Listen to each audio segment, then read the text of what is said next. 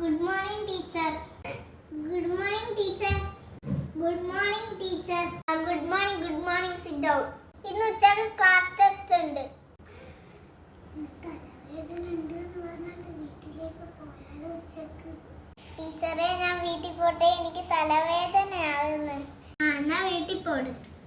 നിനക്ക് മാത്രം നാളെ ക്ലാസ് ടെസ്റ്റ് ഉണ്ട്. വേണ്ട ടീച്ചർ, വേണ്ട വേണ്ട. അപ്പൊ നിനക്ക് ഇപ്പോ തലവേദന ഇല്ലേ? ഇല്ല ടീച്ചർ.